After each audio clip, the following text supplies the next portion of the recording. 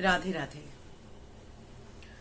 आज जिस विषय को लेकर आई हूं उस विषय के संदर्भ में जानकर मैं ये नहीं कहूंगी कि मैं द्रवित हूं, आक्रोशित हूं। और हर हिंदू को आक्रोशित होना चाहिए।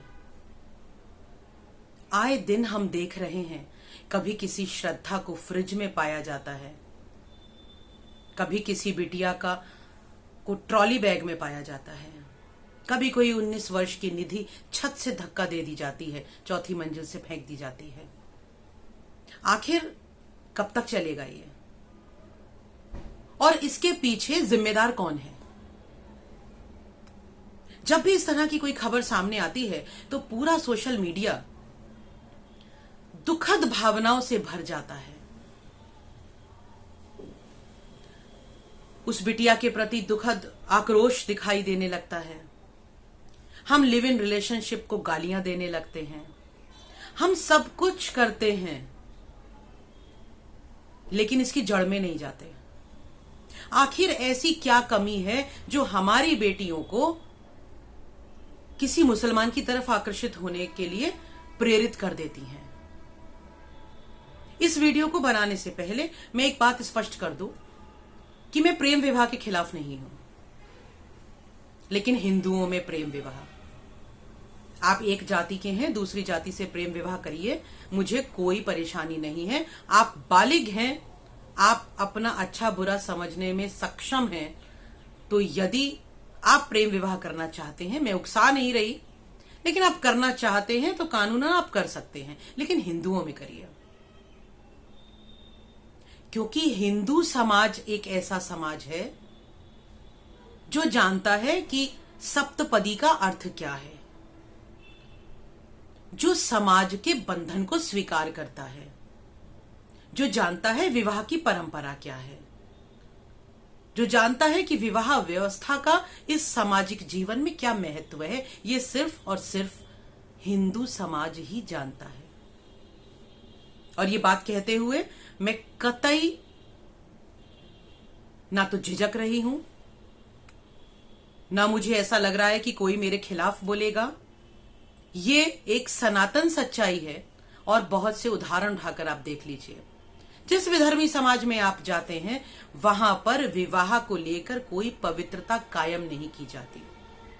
उस समाज में सिर्फ और सिर्फ महिला भोग की वस्तु है, और वो कोई भी महिला हो सकती है। जहां पर अपनी बहन को, अपनी बेटी को, अपनी भाभी को, अपनी बहू को नहीं बख्शा जाता है, वहां हिंदू समाज की बेटी के साथ किस तरह से प्रेम किया जाएगा या उसकी इज्जत की जाएगी? आखिर हमारी इन प्रेम में अंधे लड़कियों को समझ में क्यों नहीं आता?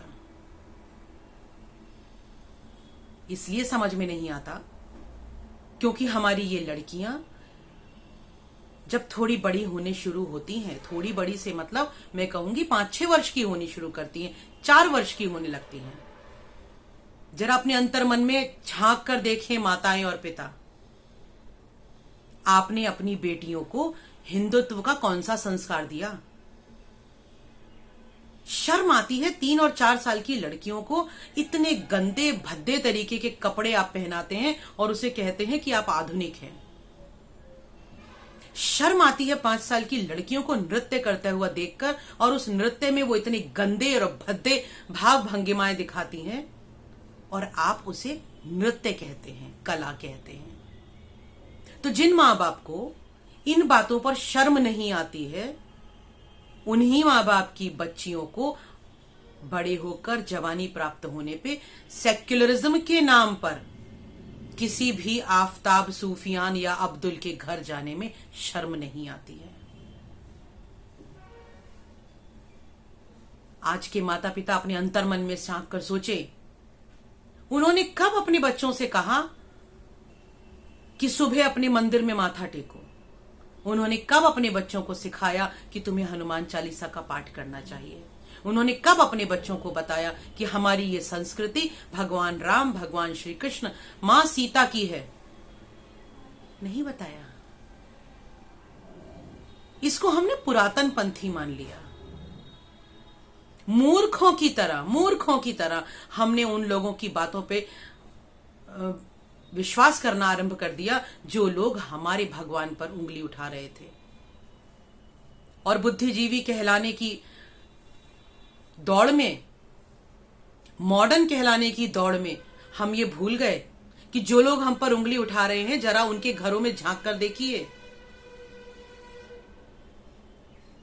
उनके घरों में झांकेंगे तो आपको पता चलेगा कितने तन्हा हैं वो लोग, कितने दुखी हैं वो लोग, और अपना फ्रस्ट्रेशन वो आपको सौंप रहे हैं। लेकिन कहते हैं कि बुराई जल्दी आकर्षित करती है, और वही यहां हो रहा है। बहुत जरूरी है, अगर अपनी बेटियों को फ्रिज में बंद करना, अपनी बेटियों को 35 टुकड़ों में आप नहीं पाना चाहते हैं, अपनी बेटियों को आप किसी ट्रॉली बैग में नहीं पाना चाहते हैं, तो अपनी बेटियों को 3-4 साल की उम्र से ही सिखाना आरंभ कीजिए कि सनातन की पवित्रता क्या है, सनातन की महानता क्या है।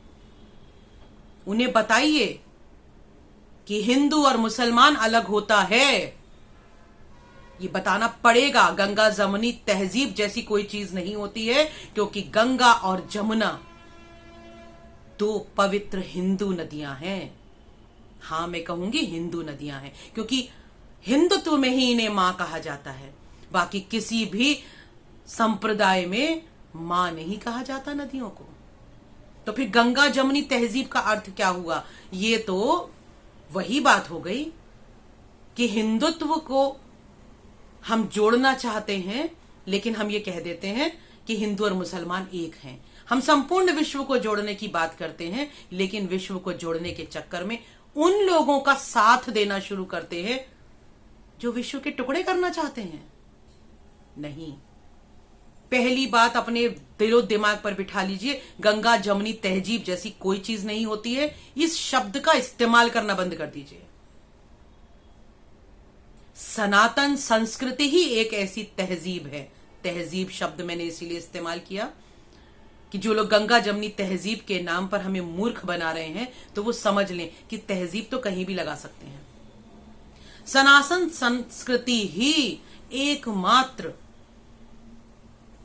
ऐसी सभ्यता है जो सभी संप्रदायों को जोड़कर रखने का काम कर सकती है, जो सभी संप्रदाय के लोगों को उनकी इच्छा के पूजा पाठ या प्रार्थनाएं करने का अधिकार प्रदान करती है, और उनकी पूजा पाठ का और उनकी पूजा पाठ के तरीके का सम्मान भी करती है।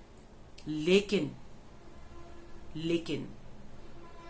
सर्वोत्तम और सर्वोत्कृष्ट जो पूजा पद्धति है वो सदैव सदैव सदैव सनातन पूजा पद्धति ही है। इसलिए क्योंकि वो सात्विकता पर आधारित है, और जहां पर भी जो भी क्रियाएं सात्विकता पर आधारित होंगी और समाज को जोड़ कर रखने के लिए आधारित होंगी, प्रेम, सद्भाव और सौहार्द के नाते समाज को जोड़ने के लिए जो संस्कृति काम करेगी वो सनातन संस्कृति है। पढ़ने का अर्थ ये नहीं है कि हम अपनी सभ्यता को भूल जाएं। आधुनिक होने का अर्थ ये नहीं है कि हिंदुत्व को गाली दी जाए। अगर आप गर्व से कहते हैं कि मैं हिंदू हूं, मेरे बच्चे हिंदू हैं, हम मंदिर में जाते हैं, क्यों नहीं जाते? अरे हमारी कॉलोनी का मंदिर होता है, वो 4 लोगों के लिए तरसता रहता है कि कोई 4 लोग आरती के समय पहुंच जाएं। शर्म आनी चाहिए, डूब के मर जाना चाहिए। लेकिन हम क्या करते हैं? हम भीड़ बना देते हैं साईं बाबा के दरबार पर, हम अपनी भीड़ बना देते हैं अपने गुरुओं के दरबार पर। जाइए, मना नहीं है, लेकिन ध्यान रख लीजिए कि गुरु वो सही है जो गोविंद तक पहुंचने का मार्ग बताए। जो गुरु कहता है कि मेरी पूजा करो, मेरी आरती गाओ, मेरे मठ में ढोक लगाओ, वो गुरु सही नहीं है। और ये मैं डंके की चोट पर कहती हूं। हो सकता है बहुत लोग मुझे प्रतिबंधित करना चाहेंगे, हो सकता है मेरे खिलाफ FIR कराएंगे, लेकिन कोई बात नहीं। जब हिंदुत्व की बात आएगी तो सीना ठोक कर कहना पड़ेगा कि हम हिंदू हैं और हमें गर्व है इस बात पर। तो अगर ये लव जिहाद से लड़ना है, अपनी बेटियों को बचाना है, तो इन अब्दुलों को तो जितना इनके फन तो कुचलने ही हैं, लेकिन भैया पहले अपनी बेटियों को सनातन संस्कृति के बारे में बताओ। जब अपना सिक्का खोटा होता है तो फिर दूसरे को दोष नहीं देते। गलती सनातन के मां बाप की है, आपकी और हमारी है। हम खुद नाचने गाने में, किटियां पार्टियां करने में इतने व्यस्त हो गए हैं, मॉडर्न कहलाने की आड़ में। आप देखिए ना, सिर्फ पत्ते खेलना ही हमें आता है और हम अपने बच्चों को कुछ बताना नहीं चाहते। अपने घर के मंदिर में दीपक जलाने को हम समझते हैं कि हम पुरातनपंथी हो गए। तभी हमारे बच्चे उन 5 समय की नमाज पढ़ने वालों को बहुत अच्छा कहते हैं,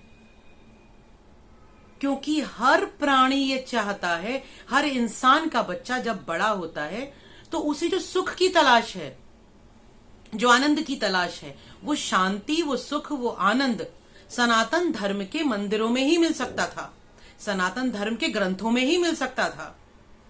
लेकिन हमने अपने बच्चे को शुरू से ही उन ग्रंथों से दूर कर दिया। हमारे घरों में देखिए, धूल फांक रही हैं किताबें, चाहे वो रामायण हो, चाहे वो श्रीमद् भगवत गीता हो, चाहे वो भागवत जी हो, धूल जमी है। माओं के पास फुर्सत नहीं है तो बच्चे कैसे पढ़ेंगे? तो बार बार हाथ जोड़कर सबसे कहती हूं कि अपनी बेटियों की रक्षा कीजिए, अपनी संतति को बचाइए, सनातन संस्कृति को अपनाइए, खुद भी सनातन बनिए, अपने पूजा पाठ, अपनी पद्धति, अपने धर्म, अपनी मर्यादा, अपनी सभ्यता पर गर्व करिए। और आपके सामने अगर कोई उंगली उठाता है आपके धर्म पर तो उंगली को तोड़ दीजिए। तभी, सिर्फ तभी अपनी संतति को बचा पाएंगे।